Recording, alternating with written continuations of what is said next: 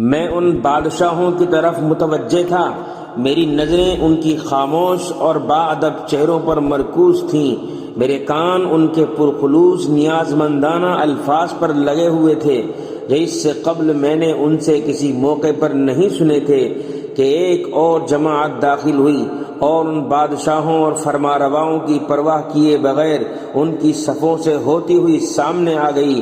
ایسا معلوم ہوتا تھا کہ ان بادشاہوں کے رعب و دبدبے اور قوت و اقتدار کا ان پر کوئی اثر نہیں ہے۔ میں نے اپنے دل میں کہا کہ یا تو یہ شاعر ہیں یا انقلابی۔ یہ اندازہ غلط نہ تھا کہ یہ جماعت ان دونوں گروہوں پر مشتمل تھی۔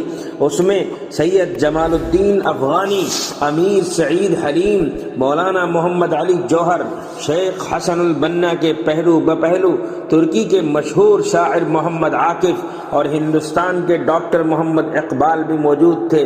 ترجمانی کے لیے ان لوگوں نے آخر الذکر کا انتخاب کیا اور لائق ترجمان نے ان الفاظ میں اپنے جذبات عقیدت کا اظہار کیا۔ خواجہ کونین سالار بدر حنین، یا رسول اللہ، میں آپ سے اس قوم کی شکایت کرنے آیا ہوں جو آج بھی آپ کے خوان نعمت کی ریزہ چین ہے اور آپ کے سایہ رحمت کے سوا اس کو کہیں پناہ نہیں ملتی اور آپ ہی کے لگائے ہوئے باغ کے پھل کھا رہی ہے۔ وہ ان ملکوں میں جن کو آپ نے قفس استبداد سے آزاد کرایا تھا اور سورج کی روشنی اور کھلی ہوا عطا کی تھی، وہ آج آزادی کے ساتھ اور اپنی مرضی کے مطابق حکومت کر رہی ہے، لیکن یہی قوم آج اسی بنیاد کو اکھاڑ رہی ہے جس پر اس عظیم امت کے وجود کا دار و مدار ہے۔ اس کے رہنما و لیڈر آج یہ کوشش کر رہے ہیں کہ اس امت واحدہ کو کثیر التعداد قومیتوں میں تقسیم کر دیں۔ وہ اسی چیز کو زندہ کرنا چاہتے ہیں جس کو آپ نے ختم کیا تھا، اسی چیز کو بگاڑ رہے ہیں جس کو آپ نے بنایا تھا۔ وہ اس امت کو عہد جاہلیت کی طرف دوبارہ واپس لے جانا چاہتے ہیں جس سے آپ نے ہمیشہ ہمیشہ کے لیے نکالا تھا، اور اس معاملے میں یورپ کی تقلید کر رہے ہیں جو خود زبردست ذہنی افلاس اور انتشار و بے یقینی کا شکار ہے۔ وہ اللہ کی نعمت کو ناشکری سے تبدیل کر کے اپنی قوم کو تباہی کے گھر کی طرف لے جانا چاہتے ہیں۔ چراغ مصطفی اور شرار ابولہبی کی معرکہ آرائی آج پھر قائم ہے۔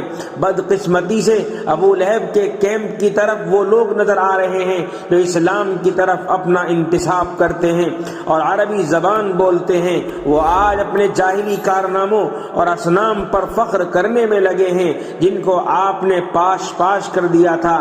یہ لوگ ان تاجروں میں ہیں جو سودا خریدتے وقت تو زیادہ لینا چاہتے ہیں اور بیچتے وقت کم دیتے ہیں۔ آپ سے انہوں نے ہر چیز حاصل کی اور ہر طرح کی قوت و عزت سے بہرہ مند ہوئے۔ اب وہ ان قوموں کے ساتھ جن کے وہ حاکم اور نگراں ہیں یہ سلوک کر رہے ہیں کہ ان کو بالجبر یورپ کے قدموں میں ڈال دینا چاہتے ہیں اور اس کو جاہلی فلسفوں، نیشنلزم، سوشلزم، کمیونزم کے حوالے کر رہے ہیں۔ آپ نے جن بتوں سے کعبے کو پاک کیا تھا وہ آج مسلمان قوموں کے سروں پر نئے نئے ناموں اور نئے نئے لباسوں میں پھر مسلط کیے جا رہے ہیں۔ مجھے عالم عربی کے بعض حصوں میں جن کو آپ کا مرکز اور قلعہ ہونا چاہیے تھا ایک عام بغاوت نظر آ رہی ہے، لیکن کوئی فاروق نہیں۔ فکری و ذہنی ارتداد کی آگ تیزی کے ساتھ پھیل رہی ہے اور کوئی ابو بکر نہیں جو اس کے لیے مردانہ وار میدان میں آئے اور اس آگ کو بجھائے۔ میری طرف سے اور میرے تمام ساتھیوں کی طرف سے جن کی نمائندگی اور ترجمانی کا فخر مجھے حاصل ہوا، دل کی گہرائیوں سے نکلنے والے اور عقیدت و احترام کے جذبات میں ڈوبے ہوئے سلام کا تحفہ قبول ہو۔ میں آپ کو یقین دلاتا ہوں اور اللہ کو گواہ بنا کر کہتا ہوں کہ ہم ان تمام لیڈروں اور رہنماؤں سے بری و بیزار ہیں جنہوں نے اپنا رخ اسلام کے قبلے کی طرف سے پھیر کر مغرب کی طرف کر لیا ہے۔ یہ وہ لوگ ہیں جنہیں آپ سے اور آپ کے دین سے کوئی تعلق باقی نہیں رہ گیا ہے۔ ہم آپ کی وفاداری اور اطاعت شعاری کا پھر اعلان کرتے ہیں اور جب تک زندگی ہے اسلام کی اس رسی کو انشاءاللہ مضبوطی سے پکڑے رہیں گے۔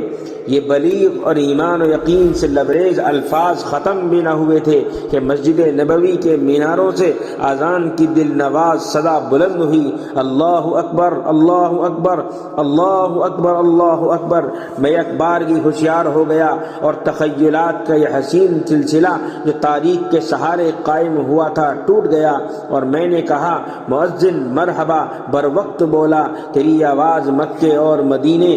میں اب پھر اسی دنیا میں واپس آ گیا تھا جہاں سے چلا تھا۔ کچھ لوگ نماز میں مشغول تھے اور کچھ تلاوت کر رہے تھے۔ عالم اسلام کے مختلف وفود اور جماعتیں رسول اللہ کی بارگاہ میں ہدیہ سلام پیش کر رہی تھی۔